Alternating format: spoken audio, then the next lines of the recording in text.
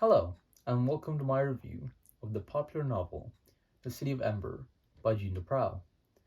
In this video, I will be talking to you about why, even though this book is a delightful read, it is not a valuable addition to the high school English curriculum, specifically when it comes to discussing about surviving conflict. The City of Ember is lacking in depth and complexity in multiple ways.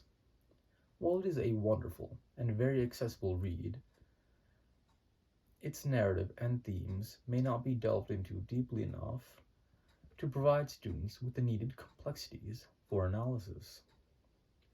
An example from the book that supports this is the clear distinction between right and wrong. Near the end of the book, with the city falling apart, one of the main characters named Dune discovers the mayor's secret stockpile of supplies in a hidden room, and he thinks to himself, what was he thinking?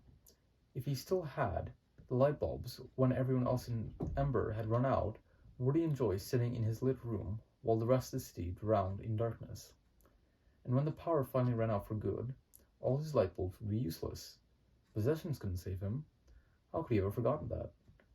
While it is possible that this had caused a bit of reflection in Dune, it does not particularly delve into the social, societal, or any more complex themes beyond the simple idea that greed and selfishness is bad and pointless. The City of Ember presents a narrative that follows in a similar vein with a plot line that flows a predictable path. The primary conflict in the book revolves around the City of Ember falling apart and its inhabitants facing an impending crisis. The resolution of this conflict is also presented in a rather straightforward manner, as the main characters, Lena or Dune, discover the exit that leads to the surface.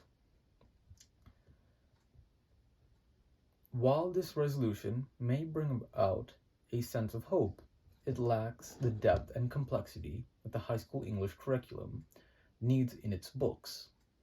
In high school English, students are exposed to books that feature more intricate and multifaceted conflicts. These conflicts go beyond a simple struggle between good and evil or for survival, and often delve into moral dilemmas, social complexities, and thematic exploration. Students are challenged to analyze and interpret the complexities of the human experience and societal issues. However, in the City of Ember, the conflict of the city falling apart and the final resolution of the conflict, while satisfying, may not provide the level of depth necessary for the high school students to improve their critical ability to analyze. To put it simply, while The City of Ember is a delightful and well-loved book, it may not be the most suitable addition to a high school English curriculum. It lacks the complexity, it has limited character development, and it has a relative lack of depth in terms of interpretation, and it may hinder the intellectual growth and analytical skills that educators strive to cultivate in their students. Nonetheless, it remains a fantastic choice for middle grade readers seeking an entertaining adventure.